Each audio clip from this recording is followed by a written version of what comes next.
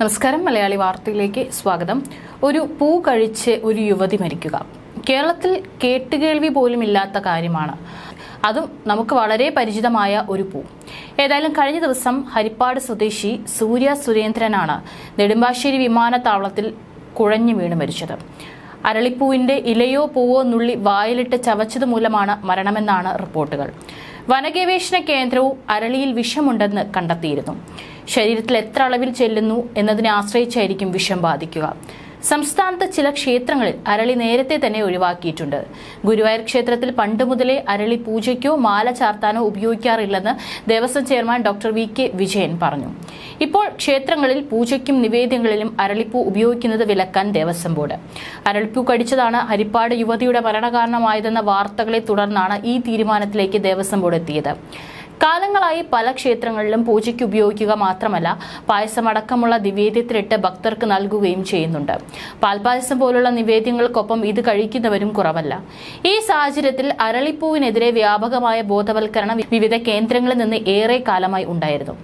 അരളിപ്പൂവിൽ വിഷാംശമുണ്ട് എന്നുള്ളത് ശാസ്ത്രലോകവും അംഗീകരിച്ച വസ്തുതയാണ്. UK പോകാൻ വിമാനത്താവളത്തിലെത്തി കുഴഞ്ഞു വീണ് മരിച്ച നഴ്സ് സൂര്യ സുരേന്ദ്രന്റെ മരണമാണ് ഇപ്പോൾ ദേവസ്വം ബോർഡിന്റെ കണ്ണ് തുറപ്പിച്ചത്. സൂര്യയുടെ മരണത്തിന് കാരണം അരളിപ്പൂവാണെന്ന് പ്രാഥമിക പോസ്റ്റ്മോർട്ടം റിപ്പോർട്ട് പുറത്തു വന്നിരുന്നു. അയൽവാസികളോട് യാത്ര പറയാനെത്തിയപ്പോൾ മുറ്റത്തു നിന്ന് അരളിപ്പൂ അശ്രദ്ധമായി ചവയ്ക്കുകയും കുറച്ചു ഭാഗം അറിയാതെ വിഴുങ്ങുകയും ചെയ്തിരുന്നുവെന്ന് സൂചനയുണ്ട്.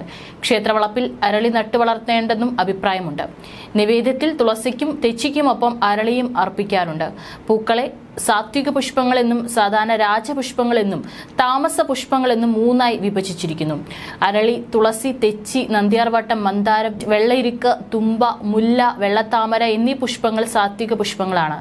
പാടല പുഷ്പം, ഉമ്മം, ചുവന്ന താമര മുതലായവ രാജസ പുഷ്പങ്ങളാണ്. ചെമ്പരത്തി, കാശി പുഷ്പം, കൈതപ്പൂ എന്നിവ താമസ പുഷ്പങ്ങളാണ്.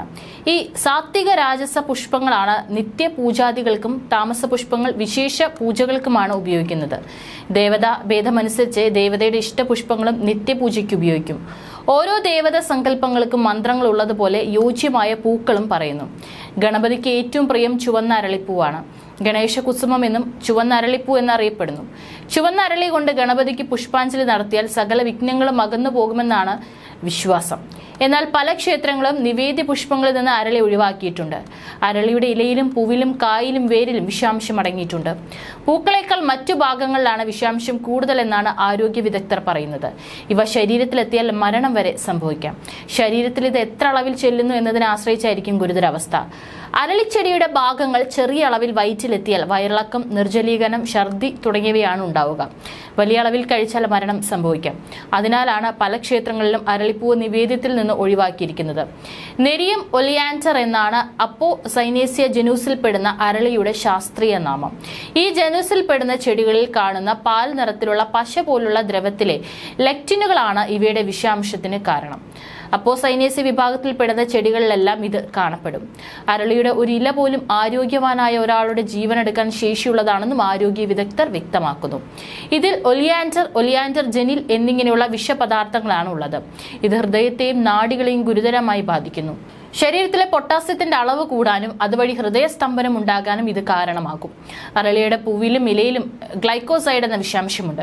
ഇത് ആന്തരിക രക്തസ്രാവം ഉണ്ടാക്കാൻ സാധ്യതയുണ്ട്. ഇത് ഏത് അവയവത്തെയും ബാധിക്കാം. രക്തം കട്ടപിടിക്കാൻ സഹായിക്കുന്ന പ്ലേറ്റ്ലെറ്റുകളെ ഗ്ലൈക്കോസൈഡുകൾ നശിപ്പിക്കുമെന്നും ആരോഗ്യ വിദഗ്ധർ വ്യക്തമാക്കുന്നു.